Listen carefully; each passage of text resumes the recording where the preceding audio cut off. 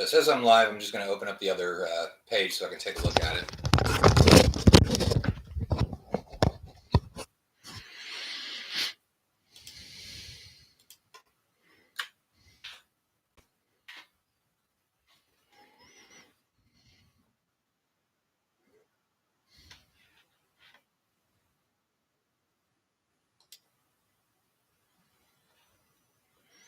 Okay. So we're looking good. Welcome everybody to the stream. It looks like it is 7 o'clock. Sorry about the lighting. I don't have any kind of studio lighting set up here in the office yet. Let me go ahead and make sure that we're able to see. Somebody type in a comment and let me make sure that I'm actually broadcasting out there.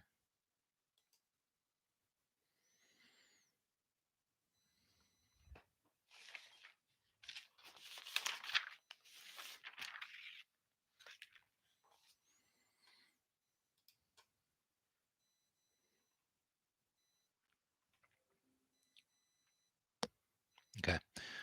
Rob Conley tells me I don't have chat enabled, so I'm going to work on doing that for a moment.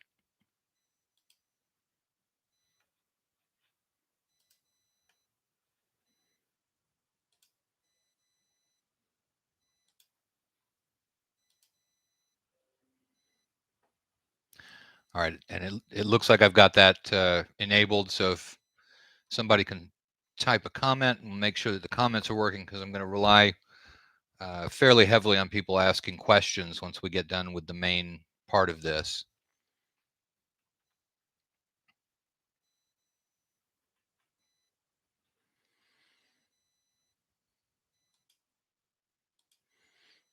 It'll be a second before I'm able to actually see the comment.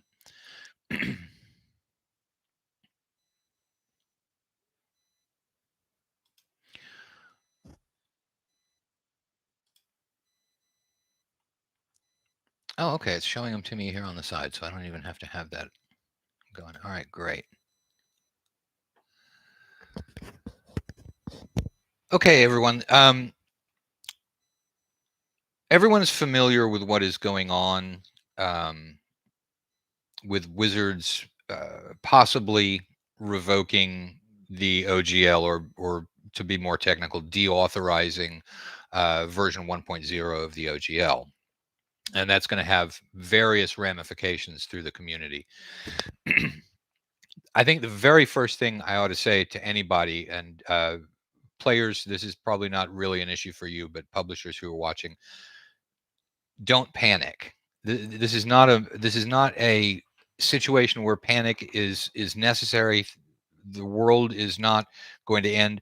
If you do have a warehouse full of books, that's not a good situation, and you know, in that case, you've got cause for worry and so on. But in general, in terms of the OSR, this is not a call. This is not a reason for anybody to have to panic. In fact, and here I'm specifically talking about the OSR, meaning the pre-2000 editions of the D&D game. We're at the same point that we were in the year 2005, before the retro clones began coming out. The situation that we're in with the intellectual property possibly going to be locked up is a situation that we've been in before, and there are tools to deal with that. The OGL is, sorry, the OSR is larger and more diverse right at the moment than it was in the past. Back in the year 2005, what people were really interested in the OGL was the ability to continue to get copies of the physical books, to be able to get PDFs of the physical books, or to play a game that was exactly like one of the existing editions at that time. So here we're talking about the specific little part of the OSR that is the retro clones. Now, it's obviously much bigger than that now, because we've had people start to create OSR type games, you know, relatively rules light or open-ended resolution, DM fiat sort of games with limited requirements for character generation, so that if you wanted to, you could build in higher lethality, so on and so forth. So the the OSR type games are pretty much not affected by this at all, because unless they want to draw on intellectual property coming from Wizards of the Coast, um, there's nothing that's ever barred somebody from coming up with a new game that was trying to emulate a particular play style. So, um, with respect to that group of people in the OSR, I'm going to put you all aside for the moment, because whether you've realized it or not, your ability to continue to get stuff and publish stuff is actually not affected by what's going on at all. A quick summary of what is going on. Wizards of the Coast has apparently sent out a draft of a new version of the OGL that included language, and it's a bad business deal. Would be my read on it. But like I said, I've seen a draft out there. I don't know whether that's going to be the final form of the OGL 1.1. What I'm focusing on is what it said about the OGL 1.0, which was that on January 13th, a couple days from now, that no one is going to be allowed to use the OGL 1.0 anymore. Now, I think that Wizards has already pushed that deadline back without telling anybody, assuming that it is a real thing. And the people who have come out with drafts of this, they appear to be real drafts. I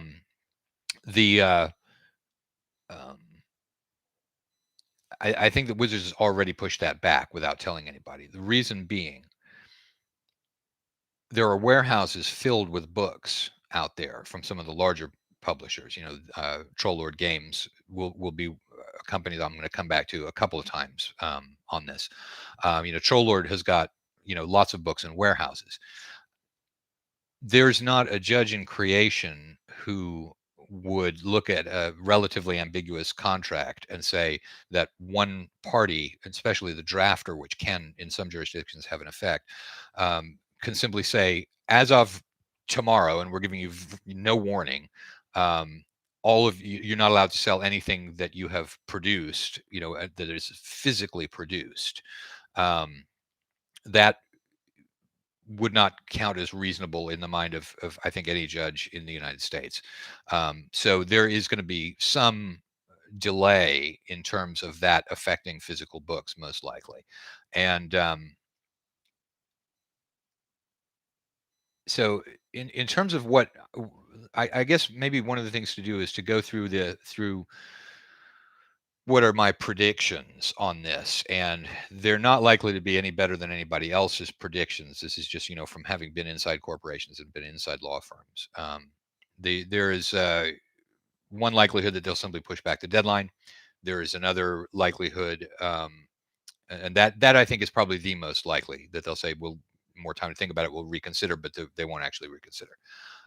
Another possibility is that they push back the deadline and they actually do reconsider and address the 1.0 OGL under what they might do would be to segment it into different effects that would have physical books.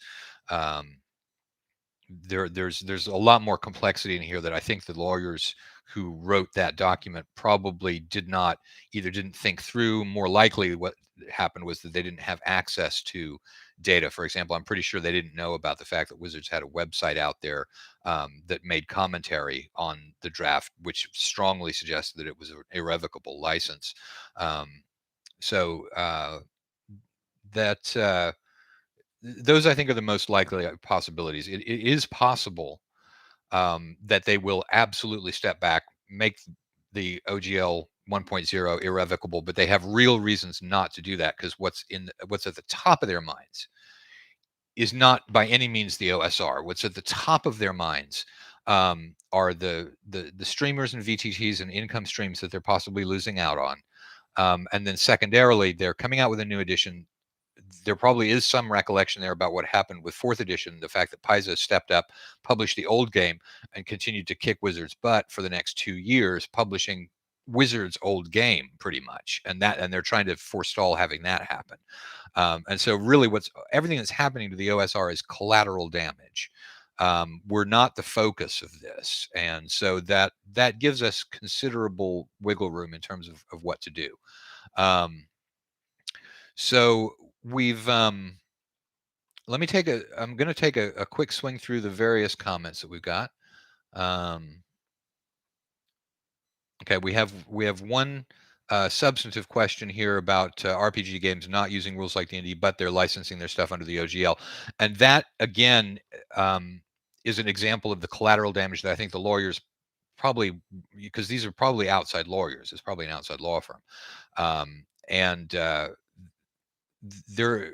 is a great example of the kind of collateral damage that wasn't thought through at the time that they decided to simply, say that they are deauthorizing the 1.0 license. And keep in mind, deauthorizing was probably the only option they had in order to achieve some of these goals. They had to look through the whole thing, finding something that they could hang their hat on with the idea of revoking this license. And the term authorization, which really puzzled me when I first saw it. I was like, why are you saying that the license is no longer authorized? Because it's not a legal term that has any sort of general meaning. So what you do is you look to where does it appear in a relevant document, and that's where it appeared. I think it's section 9. Um, so there is all kinds of collateral damage that Wizards is not focused on, and that does give an opportunity. It's not a great opportunity, but it does mean that the kinds of things that the OSR is going to want to do are not really the types of things that that Wizards of the Coast is trying to prevent, and so there's not going to be a serious focus on it. So now, I'm getting a couple of questions about the idea of creating an OSR license. So here's the thing: um, I'm not sure that's a great idea to have a single OSR license, um, because let's face it, the reason that people play OSR games, and again, here I'm a little bit harking back to the beginning of the OSR, but it was simply that we didn't want to play third edition D&D. We wanted to play our games, exactly as they were, and that was really the cauldron that the OSR was born in, with the one exception again, and I'll bring up Troll Lord Games again, of Castles and Crusades. Castles and Crusades is a game that is very, very like first edition Dungeons and Dragons, and it's even more like first edition that everyone actually played, with a few tweaks here and there. The siege engine and so on wasn't necessarily something that anybody used at that time, but this was the sort of thing, as we wanted to play the exact duplicates of the games. There's not really much benefit to somebody writing something and licensing it out when what they are trying to license is similar to something existing that's already out there, and therefore will carry with it some risk that Wizards of the Coast might sue them for a copyright violation.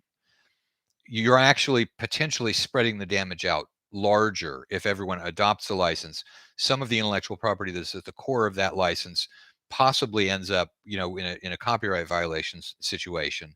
And there's no real upside to having one particular unified license, unless it is the certainty that you get about the intellectual property that is behind that license. So so there's that. Now let me step over real quick and talk about what I'm going to do with Swords and Wizardry, because I am going to do um, the same thing that, and I should say, we're going to do the same thing that the Troll Lord Games and that Basic Fantasy Role Playing, Chris Gonerman, are doing, which is to decide not to adopt the 1.1 license. And there are various reasons for that. What we are going to do is scrub out any problematic intellectual property that ended up in the document in the first place. When I wrote Swords and Wizardry, I was already, even though I had the protection of the OGL, I punched all the way through to the question of, is this a copyright violation? Nevertheless, because you can have both of those. And so most of Swords and Wizardry has already been through the kind of legal vetting that's required to make sure it's not a copyright violation. There are some exceptions to that. So we're going to come out with a new version of the game. It's going to be non-OGL. There will be some changes to it. The demon names, some of the thief abilities are going to require a little bit of fixing, but overall it's going to be very small. We're probably going to have to come up with some different names for spells, and then put the, it'll be a magical missile, and then in parentheses magic missile. It is important that we still keep the original spell names in order to have the compatibility with an actual OD&D module. But you can't have it's interesting. The place where you run into the problem is the list of spells. The actual spell names are probably, for the most part, are not problematic, except for the prismatic spells. Even though that comes from Jack Vance, I think the prismatic spells are probably going to come out. And I'm sorry about the fact that I'm talking. I think if someone diagrammed some of the sentences that I'm saying, they're probably nested within nested within nested. But the prismatic spells are probably going to have to go. Those were overpowered anyway, honestly. So I don't think that any practical use of OD&D is really going to suffer. So with that, I think I've answered. Now I'm looking over to the side here, and I've got a couple of questions. Lily Soryu, and I hope I pronounced your last name correctly, is asking what drastic changes will need to be made. And so I think I've answered that question. There aren't any drastic questions. There aren't any drastic changes that are going to need to be made. They have already been made. Changes that people don't view as drastic, that are drastic. For example, the single category saving throw. That is a relatively drastic change that was made way back in the day. People have already learned it. They've already adapted to it. Some people really love it. Some people just go back and use the old tables. But it's not going to create a shock to the reader. And so in that sense, the drastic change being something that would create a shock to the reader, that's not going to be a problem. And then Lonnie Baker asks an excellent follow-up question to that, which is, what about terms like hit points, armor class, etc.? And with that, we get into the real nuts and bolts of the overall question of, we all pretty much know or learned in the last week that game mechanics cannot be copyrighted. And there was a very good video that was put out, and I've forgotten the guy's name, but he's got long white hair. He's not really talking specifically about an OGL, he's not really talking about an OSR use of the product. He's talking about people putting up stuff that are resources for a 5th edition that has been excised. But he and I believe he's a lawyer, and if he's not, then he's really good at summarizing legal terms. Here's the issue with game mechanics. When they're talking about game mechanics, they're talking about something like roll a d20 to hit, to find out whether you're able to cause damage to somebody else. That's a game mechanic that cannot be copyrighted. The reason it can't be copyrighted is because it's a procedure, and it would fall under patent law. And patent law is way harder, way more expensive. So people would love to be able to put their procedures into copyright law, and the answer is no, you can't. There is a clear distinction. Well, I'm about to blur it, but there is, in the eyes of the court, there is a distinction between patent law and copyright law. Game mechanics are patents. Now, however, the way that you describe those mechanics is copyrightable, and there is probably somewhere in there a middle zone where the description of a game mechanic rises to a protectable level under copyright. And thus we have the question of terms like hit points, armor class. None of those are unusual enough terms to, in and of themselves, have copyright. And in fact, copyright law isn't very good at protecting really cool made up words. It's not something that really, the only way in which you can get copyright protection on a single word or a pair of words is if it is truly central to the work itself. And so arguably, Harry Potter is not just a trademark. Harry Potter, because it's the name of a main character in a book, may also have copyright protection for that pair of two relatively generic words next to each other. And so that's what we're looking at in terms of armor class hit points. I'm 99% certain, because we simply don't know, because this is not a question that has been deeply tested in copyright law. My guess is, though, that those two-word phrases, which appear here, there, and everywhere, are not in and of themselves copyrightable. And pretty much no amount of multiplication in a document changes quantity into quality. And so the fact that there are that hit points appears many places is not, I think, going to cause a copyright problem. I'm not urging other people to follow me on this because, as I said, I don't know. I should also say at this point, since I'm potentially talking to other publishers as well, since I just saw Greg. Oh, and Greg, thank you, Greg Gillespie. The guy's name is Ian Runkle, and I remember that. I remember that from the video. So, Ian Runkle, Roll of Law is the name of the channel. Anybody who wants to hear somebody focus specifically on this question of gaming mechanics and copyrightability of them, I recommend going and taking a look at his video. He doesn't go into the level of depth that is needed for a publisher to make decisions here, but he does give a very good layman's description of how that works. So I'm not really particularly worried about terms like armor class, and so on. And in fact, the only real reason that I'm worried about the spells, something like magic missile, is not because of it showing up in the text. It's because when you do the list of the spells and you have them all the same, you have there created the kind of thing that copyright law looks for. Here is a chain of a bunch of generic words, but they're all in exactly the same order.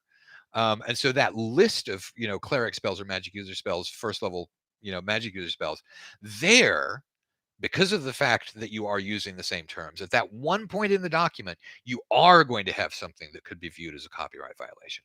That can be fixed, I believe, by breaking it up with alternate names for the spells and then keeping the original names of the spells in parentheses. There, you've broken that basic test of copyright, which is simply, have you got a whole bunch of words in the same exact order showing up here?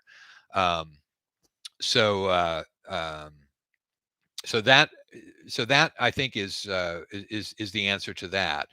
There are going to be some issues involved in getting the draft shaped up, but I don't believe that there are going to be any drastic changes, simply because when we created Swords and Wizardry and we're looking at the SRD, the SRD was simply in there to provide an additional layer of protection. We were still facing the issue of a potential copyright violation, and so we looked all the way through the SRD and made sure that it was going to be safe for copyright law in the first place there. But then we backtracked on a few of those things, like, well, here's a Glabrezu, which is, I think, a type 3 demon. We can go ahead and use the word Glabrezu because that for sure is in the SRD. So that's going to have to come out. But for the most part, I think we're in pretty good shape. So I'm going to roll back here. I've looked at Lily's question, Lonnie's question. Nathan Irving has suggested Radiant Sphere. Okay, so here's the thing about renaming spells. Chris Gonerman and BFRPG, I believe that the way that they're approaching this is to go through and really scrub the spell names and make changes. I want to avoid that, Nathan, as much as I can, because part of the goal here is, for example, James Spahn has written a lot of adventures for Swords and Wizardry. He used the old spell names at the time that he did that. I still want to have the cross compatibility with stuff that's been written in the past. And if we go changing too many spell names, you begin to damage that. I think we've got a lot of latitude to do it a little bit, but I don't want to go Chris's approach. And there's nothing wrong with Chris's approach. These are just two different alternate ways of approaching the question. I don't want to go in the direction that Chris is going on that, because I want to maintain more compatibility with stuff that's already been done. And so that said, I have forgotten the next thing that I was going to say after it. So, oh, right. So we're going to do a non-OGL version of Swords and Wizardry. This doesn't solve any problems for anybody, because at the point that we've done that, there is now no license for anybody else to use Swords and Wizardry. So we are going to provide a license that allows people to use Swords and Wizardry. There are a lot of people looking around for new license schemes on this. The direction that I am 99% certain we're going to go with this is not to go with Creative Commons. It's not to try and draft a new license. What we're going to do is we're going to take the old OGL and fix it. There's not very much that's wrong with that. And the main thing is most publishers know how to use it already. And anybody who was around right at the beginning of the OGL, remember, it's hard for someone who hasn't been to law school to read a legal document like that and understand it. It's very difficult. But people know how the OGL works. So we're going to call it, probably the old school gaming license or something like that. And it'll be basically identical to the OGL, except that we will add the fact that you cannot deauthorize an authorized version. We'll put the word perpetual up at the top. The various flaws that people have pointed out, and that Wizards of the Coast has done a great job of having some very expensive lawyers go through and find out exactly how to kill it, and then we're just going to go back and fix that. So anybody who wants to publish things for Swords and Wizardry will be able to do it under basically a familiar license structure. Anybody else who wants to use that license can. However, unless you feel a burning need to publish something that is compatible with Swords and Wizardry, right at the moment, I would suggest probably what you want to do is wait and find out. There are a bunch of projects out there. There's one that's an Axiom law firm that I think that Paizo is working with to create a generalized OGL equivalent for that. Creative Commons has always had some problems for me, but I think that if you're doing non-commercial use, Creative Commons is also a workable license. It is time to sit back and think about what license do I want to use if you're a publisher, because I am certainly not saying that using this OGL type that I'm going to use is the best approach. It's simply that it does have the benefit of already being familiar to people. People will understand what we're talking about when we talk about product identity versus open old school content, or however we do that. Rob's asking about the monster book.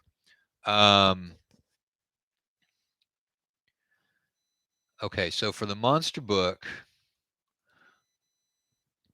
probably I got the rights from Frog God to use everything except for basically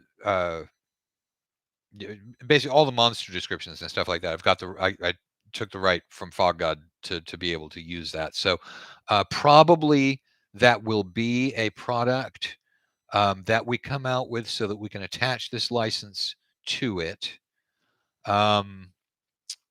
That might be part of the Kickstarter. It might not. I don't know. However, Rob, if you want to use that, let's get in touch and we'll figure out how to get that done.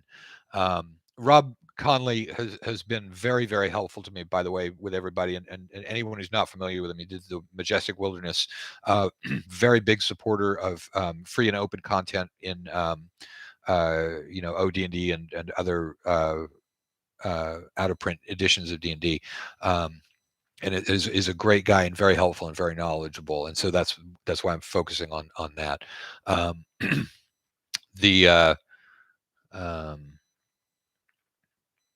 I am now taking a look. Is the stream freezing for other folks? I hope not. Looks like my wireless connection is still going, so but there's nothing I can do about that if it is. So if this works out to be a horribly recorded video, I apologize to anybody who's watching it recorded.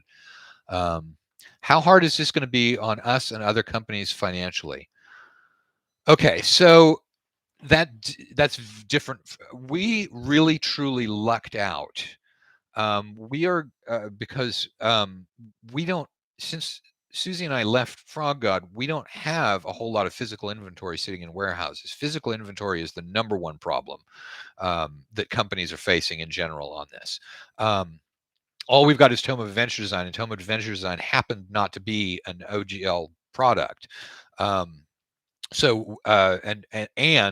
we were working on doing a new version of Swords and Wizardry. So, as we speak, Errol Otis is already painting the cover that's going to be on the new OGL free version of Swords and Wizardry. So we had a lot of things where we were very, very lucky on this. Some companies, Alice, are probably in, I don't want to say bad financial shape, but they are facing losing a lot of value. And again, it's measured by how many books you've got in a warehouse, because if you're not allowed to produce a book under the OGL 1.0 and your book has the OGL 1.0 printed in it, and that's the only authority, even somebody who used the OGL 1.0 wants to sign on to OGL 1.1, but has a lot of printed books in their warehouse, they can't sell them. Now, again, there's going to be an issue of timing with that, and I think that's a reason that there are going to be lawsuits about this if Wizards of the Coast actually follows through, and if they really on January 13th tweet out OGL 1.0 is done. You can't publish anything. That's going to be a very, very damaging for a lot of companies right now. Okay, how long will it take to OGL Wizard of the Coast and release a new edition roughly? Okay, again, like I was just saying, it's very fortunate because we've been working on this draft already. It's probably going to take uh, the DOGLification of it is probably a couple of days, not more than that. And then a couple of days of just really rereading it carefully to make sure that I didn't miss anything. And then to actually get the new edition out, we have got a laid out draft, and that's what we're going to have to go in and cut back up again. So, but the layout decisions are primarily done. We've got the title, the new title logo for it. My guess would be that we launch a Kickstarter. What is it? It's middle of January now, probably sometime in February or at latest March.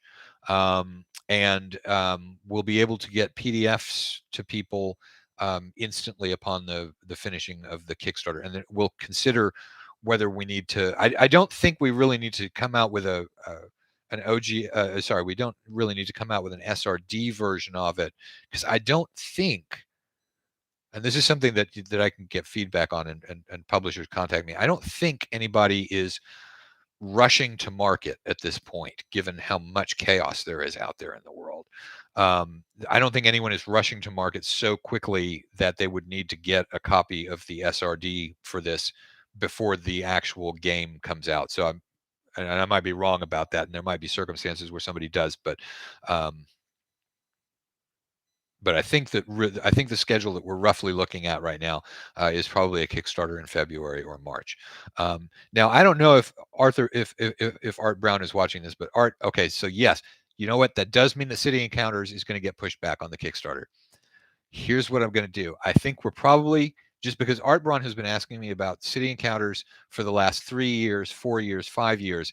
I think what we're going to do is we'll release that one to POD without a Kickstarter, just so that Art can have a copy of that. So anyway, there's that's an aside. Okay, let me run down here, and here we've got it's Roll of Law, and it's Ian Runkle. Um,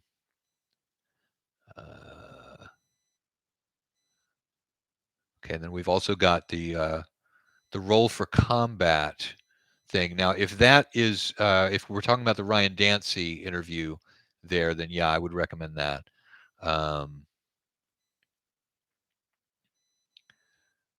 So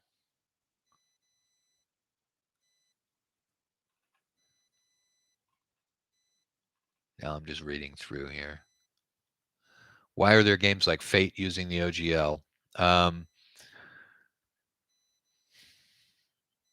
I don't know. I don't know. There was a fad for using the OGL at a particular time, during which publishers who really didn't need to use the OGL used it, and I think that it wasn't. It probably wasn't necessarily. It might be that they're pulling on some intellectual property that was used in there. Um, Is the license itself copyrightable? Okay, yes, it copyrighted. It's certainly copyrighted. But here's the thing about legal documents: is that I guarantee you that the lawyers who wrote the original OGL did not put pen to paper and write those words for the first time. The way that a legal document is created is you go with a template. You take existing language from here, there, and everywhere. I'm not concerned about having any sort of a lawsuit about a contract that has legal language in it, especially when there are changes in the legal. And try arguing that in front of a judge and people who've been trained at law firms, that the way that it was described to me, how drafting worked from the law partner that I worked for my first year as a first year associate in a law firm. He said the key to writing a contract: steal shamelessly. And so that's the way that law is written. You don't just generate out a contract from the top of your head every time that you do it, because what you're looking for is legally enforceable language. So the preference there is to go to somebody else's contract that's been tested in a court, has had a certain result that is known to be the effect of that legal language, and then you copy that and you put that in your contract. Very, very few contracts contain very much original content. They have another reason for putting the copyright thing on there, which was to prevent a lot of stuff was done to prevent false copies of the OGL from circulating in this thing. And that's even the reason why the authorized draft language is in there, is that all that they were really trying to do there, most likely, was to say, look, we're circulating out some drafts of this, but you can't, Joe, whoever it is, can't simply make a viable copy of the OGL. It's got to be us that's putting it out there for our intellectual property. It's once we authorize it, the idea was it's done, it's not revocable. That's been turned around on its head. But that's the reason why they have authorized draft in there, was that it's got to be one that's been actually approved. And yes, this is the one that we're going to use. So now my thing skipped around a little bit. So I'm going to go through and I'm going to read some comments out. And so yes, we've got mention of the Ryan Dancy interview. Thank you, Mark Faulkner. That is very, yes, and that's, here's something to really remember about the OGL, and it's the reason why I'm not sure that a universal license is a great idea for the OSR specifically. The OGL was intended to remove competition. I mean, the most expensive, or rather the most profitable product that you come out with as a game company is your rule set. Your adventures and supplements and things like that have a much lower rate of return because fewer people buy them, which means that you print fewer of them, which means that not only did you sell fewer of them, but they cost more because printers only give you a discount if you are making more copies of them. So let's keep in mind, that was not, there was a lot of great stuff about the OGL in terms of the intellectual property, but it was not out of the kindness of their heart that they came out with that either. It was because they wanted to have fewer people creating competition of one system against the D&D system. So, it's not like it was all niceness and candy when that was going on there. Here's Ben, Questing Beast has a question. I've seen a number of OSR-like games moving to scrub their games of anything D&D-like, removing strength, dexterity, armor class. Do you think that's an overreaction or prudent? Okay. I did address that earlier, probably before I saw that question, but let me go ahead and reiterate it. I do think that things like strength, dexterity, armor class, hit points, I think that is an overreaction. Although, and I'm willing to bet my house on it, but I'm not willing to bet anybody else's house on it. I do think that is going further than is necessary in order to get something that is workable. However, again, if what you're really aiming at is simply an OSR style game, it won't hurt to be prudent and change some of those. The reason that in Swords and Wizardry that I am being a little bit less cautious about that is because the use of those terms is necessary for the compatibility with the old system. Otherwise, Swords and Wizardry is simply, it's not as widely usable as a clone should be. Um, so Basic Fantasy switching over to the CC license. Paizo's just announced an industry-wide open RPG license as an open source for the industry. Yes, and that's one of the other things that I think that people should consider before anybody who's inclined to immediately jump on a Swords and Wizardry based old school gaming license. There's time. You've got plenty of time. Take a look at different license systems and see which ones you like.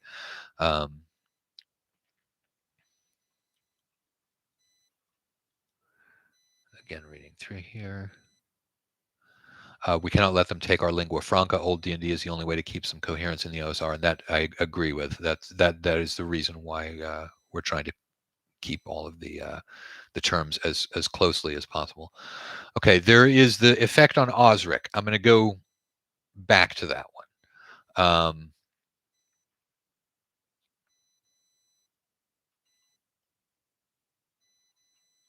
Okay, now I'm caught back up with the ones I've already done. Talking about hit points, monster books.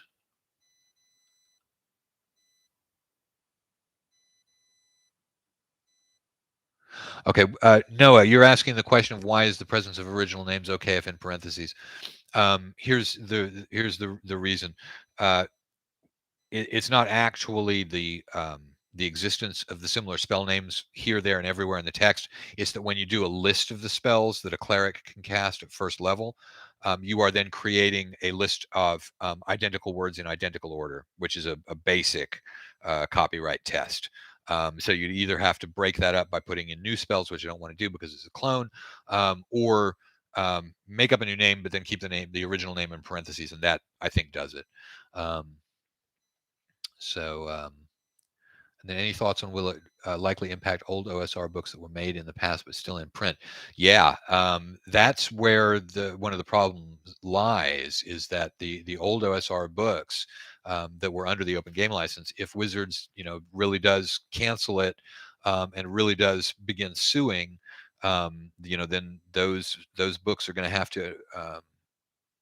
Well, here's what they can do. If it's an old Swords and Wizardry book, you would just use the new Swords and Wizardry license, and unless you had copyright violations of your own in that book, you're probably going to be okay. So here's the important thing, and I might should have made this clear. We've contributed Swords and Wizardry into open game content, so it would appear that we would be subject to the restrictions. However, who else generates open game content but produces books that do not have an OGL at the back? Wizards of the Coast.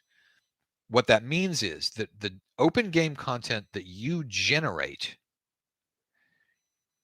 is not locked within the rules of you don't have to treat it the same way that you have to treat the open game content that you got from someone else. You still got to be within the license, but you can use it for other things. In this case, producing a game that does not have an OGL license and has another one in it, and so on and so forth. So there will be the ability of somebody who has published an old game to make minimal changes to it, and again, that's why it's important. Minimal changes to it, and then publish it as compatible with Swords and Wizardry. We'll have a trademark compatibility license. So that's how that would interplay in terms of the people who have already published something.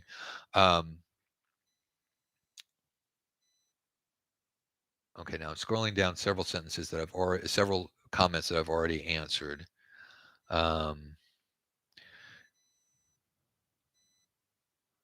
Nathan wasn't expecting to be called out like that. Oh yeah. Is the license self-copyrightable? We talked about that.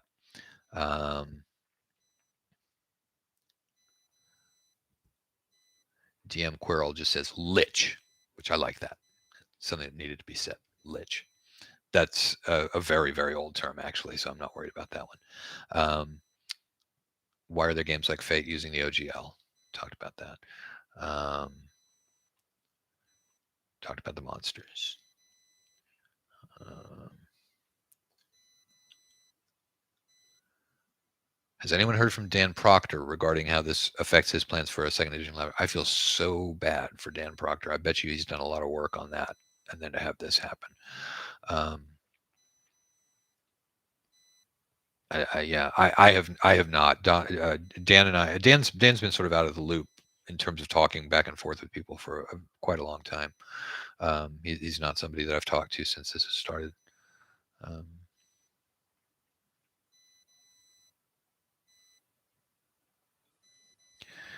yes, Erolotus is doing the cover. What's really funny too is that he picked. Normally with an artist you give him art notes, and with Errol, the art notes, he's going to do his own thing. So the art note is usually something like, don't get too weird. And the I've seen a rough of the piece, and it is a wizard facing a demon across a bridge. It's basically based on the "You shall not pass" scene in Lord of the Rings, and he did assure me that it's going to be different enough that it's not going to be that. But I'm really, for this, we're leaving the OGL. We're not happy with the way that you're treating the. That's a wonderful subject for that cover. So. Um, Based on the argument of Kit Walsh at the EFF, the OGL doesn't actually grant any rights you don't already have. If this is a reasonable argument, why fix the OGL? Well, okay, so I disagree that it doesn't grant any rights you don't have. But it doesn't grant much, and it creates countervailing restrictions like the one about mentioning trademarks. The thing is, in an ideal world where the laws were absolutely clear, that's probably true. It's not so much that the OGL grants you rights, it's that it puts you in a safe harbor that says, we, the owners of the intellectual property, if you're doing this, that, and the other thing, then we're not going to sue you. And that's a really useful legal safe harbor to have. So the OGL is really more about legal certainty and legal safe harbor and having answers to your questions more than it is really granting significant rights one way or the other. So that is the kindergarten answer to your question, Michael. But it's the best I think I can do without taking time to write down notes and think through the answer more carefully than that. How far along is the new release? We're pretty far along. Like I was saying, I think it's a few days to DOGLify it, then a couple more days. Really, there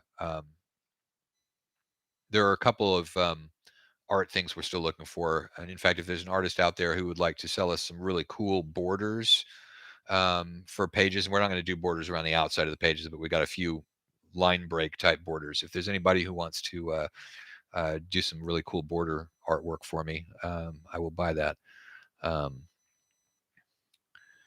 Okay, now we got a very, very realistic question here from Will Mistretta. So not to catastrophize too much right out the gate, but if your new Swords and Wizardry version and/or license is actually challenged, do you feel like a defense against the likes of Hasbro is feasible? Yes, I do. I've got some cash of my own.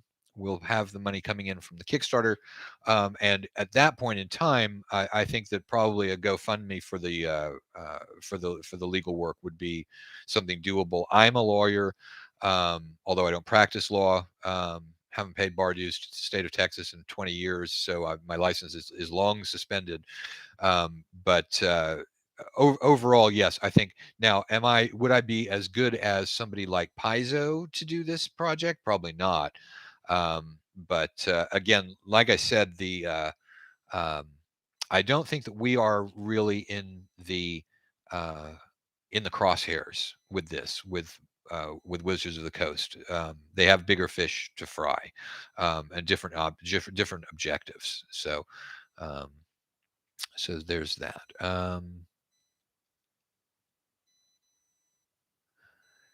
If Wizards walks back and leaves 1.0 alone, will I still rework Swords and Wizardry to drop it?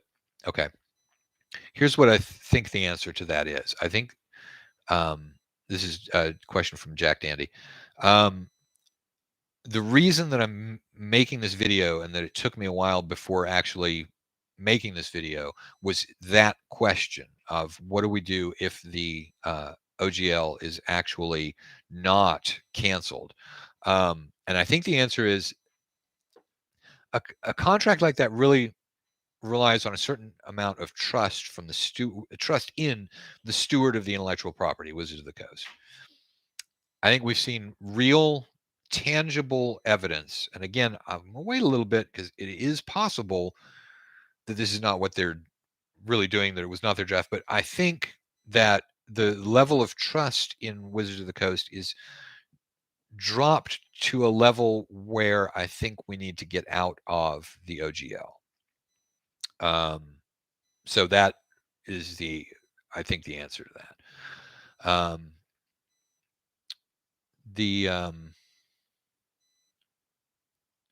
And then Rob Conley is asking the same question.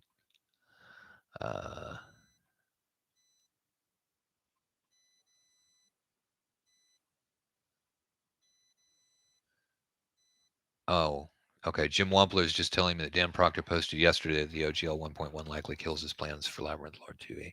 I'm sorry to hear that. With the Agulis also, I also can't believe Wizards hasn't responded yet. And that part of the issue with that makes me think that, number one, this document that's out there really is something that came from Wizards, because if it were a fake or a hoax or something like that, they would have been out there right away to just say, no, it's a hoax. And the fact that they haven't said anything tells me that they may not even view this as a crisis, because crisis management, every corporation in the world knows that crisis management, the response is to get out ahead of the crisis and start talking. And the fact they haven't done that makes me think this may not be viewed by them as a crisis. So they may decide to just, they've shot themselves in the foot, but just keep on shooting and see whether they can achieve their corporate goals. It's a little hard to say, because that really is very odd.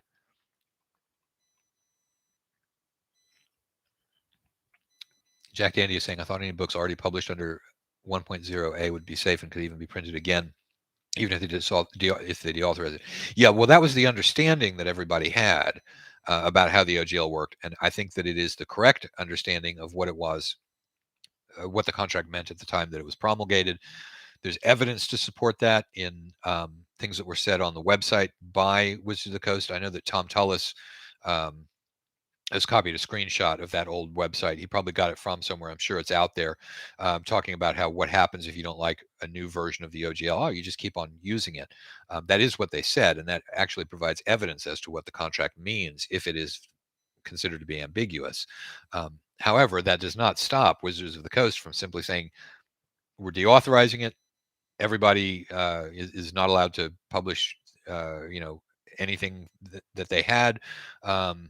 Then if they don't sue anybody, then it doesn't go anywhere. And okay, so that brings me to Osric, because what Stuart Marshall has decided to do with Osric, and I back Stuart on whatever decision he makes on that, he has decided to just continue publishing it on the assumption that the OGL 1.0 is still in place, because that's what the contract was, and he's going to wait for him to sue him. And if they want to go to Britain and try and sue him there, he's ready to fight it there. Which is, the way the law works is, if you win something, it's not very easy to make the police go and do something. You have to sue to make it happen. So there are a lot of expenses involved in the idea of uniform enforcement of that idea.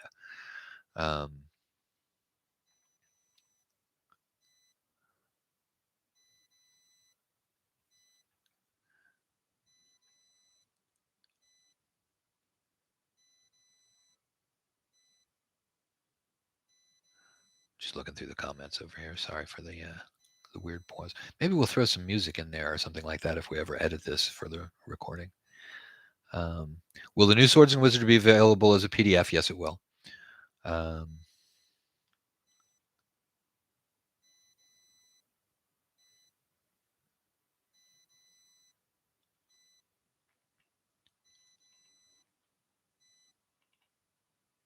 Okay, so here we are. I've reached the bottom list of the comments. We've people in the comments are again talking about game mechanics, and so just in case there's anybody who joined in late on the live showing of this and haven't walked it from the beginning, there is um, a fairly good layman's introduction to the reason why it's not in the reason why game mechanics not being copyrightable is not a complete answer. There is additional complexity um, to it, and so uh, that is scrolling back through because I've forgotten the name of the guy who did that stream that I recommended people go and look. And the only thing I remember about him is he's Canadian and he's got long white hair. If you scroll up through the comments, you will find reference to a website, Roll for Law, or something like that. And that is a place to go to for a good layman's Roll of Law. Roll of Law by Runkle. Runkle the Bailey. And okay, so that's funny too, because there's an English character called Rumpole of the Old Bailey, who is a lawyer. And there's a whole bunch of short stories about Rumpole of the Old Bailey. So I love the fact that he called it Runkle the Bailey. Let's scroll back down to the list of comments and see what we've got here.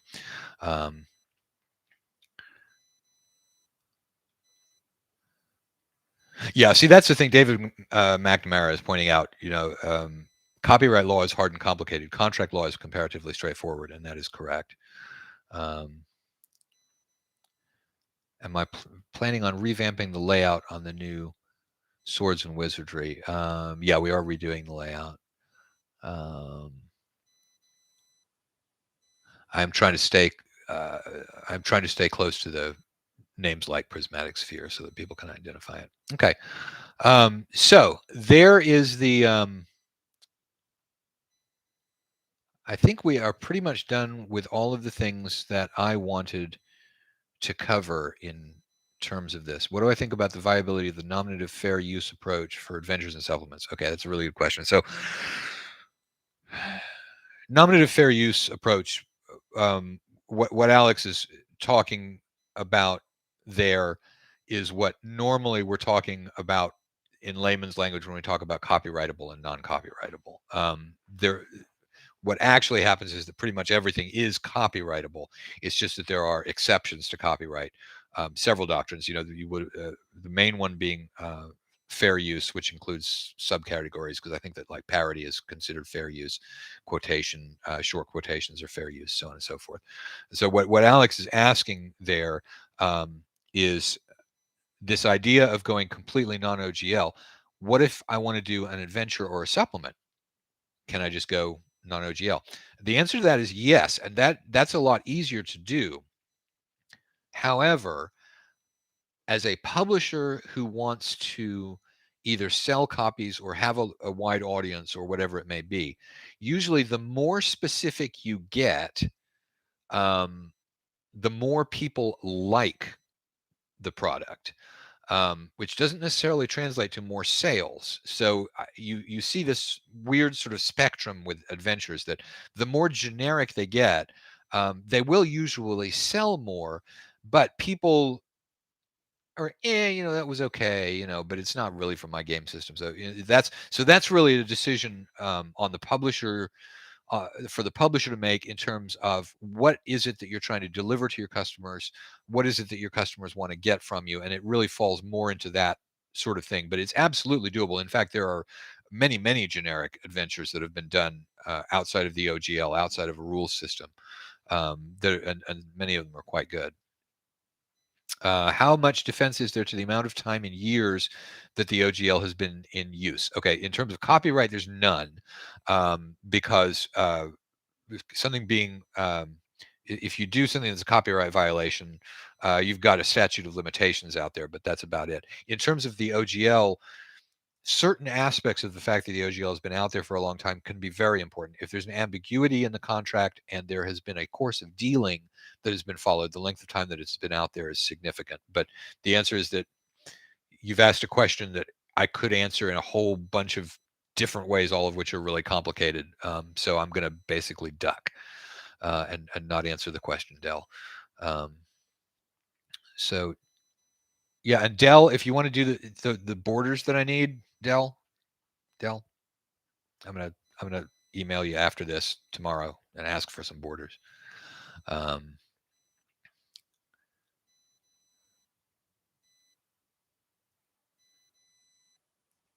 Will Wizards of the Coast have to recompense those creators? Okay, well, that's a real interesting thing because in terms of damages, maybe if Wizards of the Coast suddenly comes out on January and says you're not allowed to sell any of those books, I mean, the first reaction to do is to sue them for lost profits on the books that are sitting in the warehouse, with the argument that you believed that you were going to be able to do it and that you had reason to believe that. So um, there could be significant financial loss for Wizards. If they are really doing what it appears that they are really doing. Again, no guarantees that they really are doing what it appears that they're doing. So we're going to take a look here.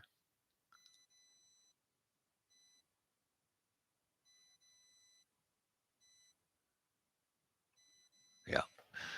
All right. So like I said, I believe that I've covered the main things that I wanted to cover, which was the quick description of the situation as it stands, a little bit about the legal effects of it, what Swords and Wizardry is going to do, the fact that Swords and Wizardry, we're going to do a non-OGL game. We're going to do a license under it so that other people can make reference to that non-OGL game. The fact that that is not necessarily what other publishers should do, and that in fact now is a time that publishers may want to sit back and choose a license. You'll certainly be able to use the one that I come out with, because since it's going to be like the OGL, um, it will be something that anybody could jump onto, but there is no time limit on doing that. So might as well take a look around and see what it is that other people come out with. So those are the things that I wanted to cover, a little bit about the way we're going to do it, the fact that the schedule on the Kickstarter is going to be probably February, March. My guess is that we're going to be, like I said, there are other people doing this. Basic Fantasy Role-Playing Games is adopting a similar strategy, although they're going through it a little bit more thoroughly than we are. And also, Troll Lord Games is going to scrub the SRD content out of Castles and Crusades. My guess is we'll probably beat Troll Lord Games to a Kickstarter simply because, like I said, we've got Errol working on a piece. We've already done layout on most of this. So it'll probably be out, before the Castles and Crusades thing. So it'll probably be one of the earliest non-OGL implementations of an older game that goes out there. So if you're a publisher thinking about jumping onto one of those, you're going to have plenty of time to wait and evaluate the different license schemes. And like I was talking about in terms of variant approaches to it, there's also the write a new game like Kobold is doing, which is, probably going to be a pretty good game. We'll see. But that's going to be out there too.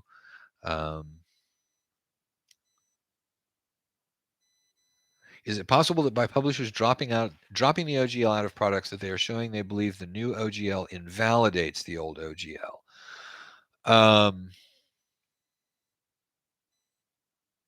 I think what it says is that people believe that Wizards of the Coast is going to try and deauthorize this edition, whether they have legal authority to do so or not. So I think that is a political and a force-based decision to drop the OGL, rather than anything that would indicate that anyone thinks that it can be done. I mean, certainly, we're going to be one of the publishers dropping the OGL, and I most certainly do not think that Wizards has the legal authority to deauthorize a version of the open game license in the way that they are. But I'm not willing to contest it in court with them. So no, I don't really think that that's certainly in a court. That wouldn't be something that would provide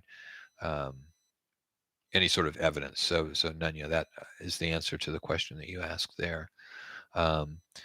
Will says the way that all corners of the gaming community have come together on this is inspiring.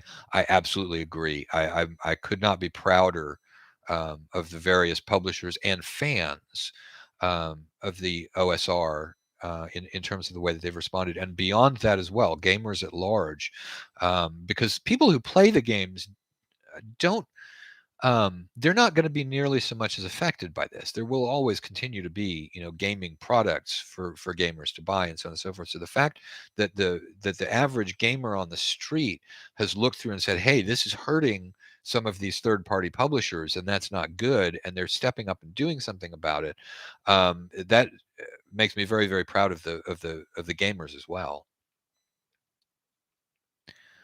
Um, I'm scrolling through the comments again. Let me see if there's anything else here that I want to answer. Matt Colville announced on their Patreon that MCDM is starting work on their own RPG this year. One thing we are going to have this year is a whole bunch of fantasy heartbreakers, unfortunately. I'm not saying that Matt Colville or Kobold are fantasy heartbreakers. I'm just saying that's also going to be a side effect of this. All right, could the new Swords and Wizardry compatibility license cover games far removed from the SRD, like Swords and Wizardry white box? Yeah, like I said, it's going to be done like the OGL. So anything that the OGL could do, the license that we're going to come out with will be very similar to how that works. Am I worried about Wizards of the Coast stealing your content under the deauthorizing? No.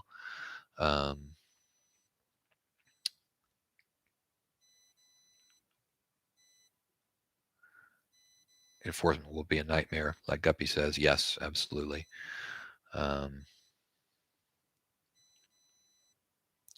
Is the new version of here's a good question. Star Knight Press is asking if the new edition of Swords and Wizardry going to be the complete rules or just a core or white box. All right, we're going to start with Swords and Wizardry complete, but it occurred to me earlier today that we're probably also going to want to do the same thing with core and white box. So stay tuned on that one. It's not the focus of the project right now, because the focus is to get the one out there and the license going, but we'll probably do core and white box as well. Would it behoove the game creators to work together on a new license or system? Christopher Feeney is asking. That's something that I mentioned right at the very beginning. I think in general, no. But the reason why it's no is specific to the OSR. So it's probably a different answer for 5th edition in the OSR. In the OSR, we've got several pre the year 2000 versions of D&D that aren't necessarily, they're not perfectly compatible with each other. Most of the people who want to play those games want to play something that is exactly the version that they are familiar with it. People want to play their preferred version. That was why we didn't move on to 3rd edition when that came along. There might be some value to that, certainly in terms of division of labor and so on and so forth. But I'm not getting out there and suggesting that that is an ideal answer. I don't think that there is a single answer to this. It really depends on which part of the OSR you're in, in terms of what you prefer to game, what the right answer would end up being. So, all right. Final question. All right. Jack Dandy says it's his final question. We'll make it the final question that I answer. On the soon old OGL Swords and Wizardry version, will you offer it alongside the OGL free Swords and Wizardry? If it's okay, so the question that Jack is asking is, am I going to keep offering the OGL version of Swords and Wizardry alongside it until they actually do kill the OGL? If they do, the answer to that is probably not. I think we're going to move all OGL, but we're going to keep the PDF out there and available, up until, pretty much the last minute, which is either the Wizards does something about the OGL, or that we launch the Kickstarter or have a PDF available or something like that. So, I think that's the answer to that. Okay. Thank you, everybody, and hopefully this has been helpful. Hopefully I covered the kinds of answers that that people were hoping to hear answered. And so take care, everyone. We will be at some point doing the Kickstarter announcement for it. Anybody has questions, you probably know how to reach me. I'm on Facebook. And so we'll leave it at that, and we'll say good night to everybody, and imagine the hell out of it.